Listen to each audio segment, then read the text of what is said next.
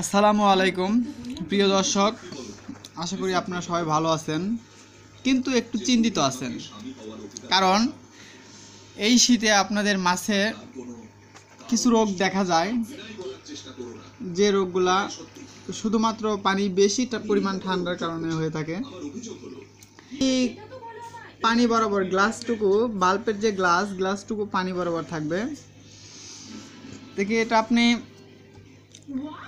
অন্ততপক্ষে একটানা 5 মিনিট জ্বালান। প্রতিদিন সন্ধ্যাবেলা আপনি যদি 5 মিনিট জ্বালান, যেটুকু পানি গরম হবে ইনশাল্লাহ আপনি সারা রাত সেই গরমটুকু দিয়ে কভার দিতে পারবে। আবার ঠান্ডা হয়ে যাবে, কিন্তু একটানা যে ঠান্ডা হচ্ছেই সে থেকে মুক্তি পাবেন।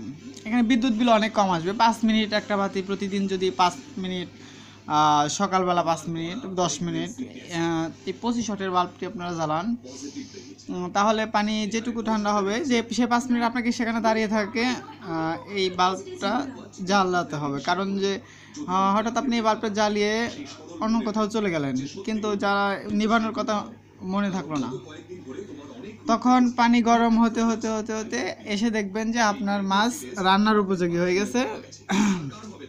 উঠিয়ে শুধু ভাত দেখিয়ে দেওয়া হবে, এমনও সিদ্ধ হয়ে যাবে। সেজন্য এখানে আপনি 5 মিনিট দাঁড় করা লাগবে। মনে রাখবেন 25 ওয়াটের বাল্ব, যা পানির ভিতরে থাকবে।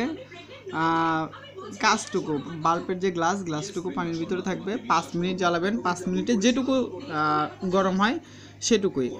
এখানে কোনো টেম্পারেচার মিটার লাগবে না, কোনো কিছু লাগবে না। 5 মিনিট জ্বালাবেন। 5 মিনিটে যেটুকু গরম হয় সেটুকুতেই আপনার চলবে, সারা রাত চলবে। আবার আপনি সকালবেলা যদি 5 মিনিট জ্বালান, যখন আপনি খাবার দিবেন, ঠিক খাবারের সময় 5 মিনিট জ্বালালেন। আপনি কিন্তু খাবার দিয়ে কিন্তু আপনি দেখবেন যে মাছ কীভাবে খাচ্ছে, ভালো লাগছে আপনার খাবার খাওয়ানোর সময় বাল্বটা জ্বালালেন, তাহলে আপনার সময় এখানে সে বলবো। আপনি খাবারও খাওয়ালেন, বাতিটাও জ্বালালেন। আপনার ইকুরিয়ামের পানি যতটুকু গরম হলো ততটুকু চলবে। তা আপনার হিটার লাগলো না, 200 ওয়াট কারেন্ট, সেখানে 25 ওয়াটের বিদ্যুৎ এখানে অপচয় করতেছি। ঠিক আছে, আপনারা আশা করি আমার এই বুদ্ধি এটা আপনাদের কেমন লাগলো। যদি আপনাদের ভালো লাগে তা আপনারা করবেন, আর যদি রিস্ক মনে করেন তাহলে করার দরকার নাই। রিস্ক মনে করে পরে আমাকে গালিগালাজ করবেন যে ভাই কি একটা বুদ্ধি দিল, যে বুদ্ধিটা আমার মাছগুলো সব মারা গেল। কিন্তু আপনার অবশ্যই সতর্কতার সাথে বাতিটা জ্বালাতে হবে, এবং সতর্কতার সাথে আবার সময় হয়ে গেলে বাতিটা নিভিয়ে দিতে হবে।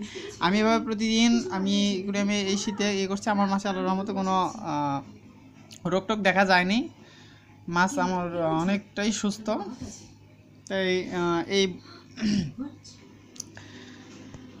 বুদ্ধিটা আপনাদের সাথে শেয়ার করলাম। আশা করি আমার এই বুদ্ধিটা কেমন লাগলো আপনাদের।